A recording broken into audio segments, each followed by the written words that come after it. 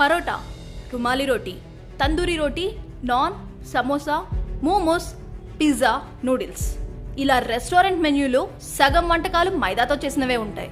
అయితే డాక్టర్లు మాత్రం మైదాను వైట్ పాయిజన్ అని పిలుస్తున్నారు. నిజంగానే మైదా పిండి ఆరోగ్యానికి హానికరమా? ఇప్పుడు తెలుసుకుందాం. మైదా గోధుమలతో తయారైనప్పటికీ తెల్లటి రంగులో చాలా మెత్తగా ఉంటుంది. అలా ఉండటానికి దానిలో బెంజోయిల్ పెరాక్సైడ్, అలోక్సాన్ వంటి రసాయనాలను కలుపుతారు. ఈ రెండు రసాయనాలు కూడా చాలా ప్రమాదకరమైనవి. బెంజోయిల్ పెరాక్సైడ్ ని ఎక్కువగా హెయిర్ డైలలో వాడుతూ ఉంటారు. దీంతో తయారు చేసిన పదార్థాలను తినడం వల్ల భవిష్యత్తులో అనేక సమస్యల బారిన పడే అవకాశం ఉంది. అందుకే మైదాను తెల్లటి విషమని పిలుస్తారు. పౌష్టికాహార కోణం నుంచి చూసినా కూడా మైదా తినడం వల్ల ఎలాంటి ఉపయోగం లేదు. దీన్ని ప్రాసెస్ చేసి తయారు చేస్తారు కాబట్టి ఫైబర్, విటమిన్లు, ఖనిజాలు వంటివి ఏవి దీనిలో ఉండవు. కార్బోహైడ్రేట్లు అధికంగా ఉండి ప్రోటీన్లు చాలా తక్కువగా ఉంటాయి. అందుకే మైదాతో చేసిన ఆహారాలు తినగానే రక్తంలో చక్కెర స్థాయిలు పెరుగుతాయి. ఇది రోగనిరోధక శక్తిపై ప్రత్యక్షంగానే ప్రభావం చూపిస్తుంది.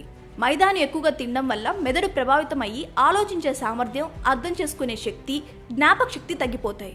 ఎముకలు బలహీనపడతాయి. మైదాతో మధుమేహం, అధిక రక్తపోటు, ఊబకాయం, గుండె జబ్బులు వచ్చే అవకాశం కూడా పెరుగుతుంది. మనం తిన్న ఆహారం జీర్ణం కావాలంటే అందులో తప్పనిసరిగా ఎంతో కొంత పీచు పదార్థం ఉండాలి. కానీ మైదాలో పీచు పదార్థం ఉండదు. కాబట్టి మైదా త్వరగా జీర్ణం కాదు. ఈ పిండిని గోడలకు పోస్టర్లను అంటించడానికి ఎక్కువగా ఉపయోగిస్తారు. ఎందుకంటే అందులోని జిగురు పోస్టర్లు గోడకు గట్టిగా అంటుకునేలా చేస్తుంది.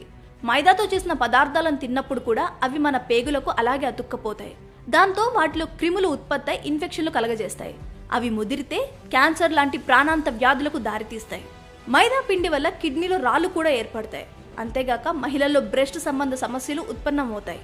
అదేవిధంగా మైదాలో గ్లైకామిక్ ఇండెక్స్ చాలా ఎక్కువగా ఉంటుంది. కాబట్టి దానివల్ల ఒంట్లో షుగర్ లెవెల్స్ పెరిగే ప్రమాదం ఉంది. కాబట్టి మైదాను పూర్తిగా మానేయడమే మంచిది.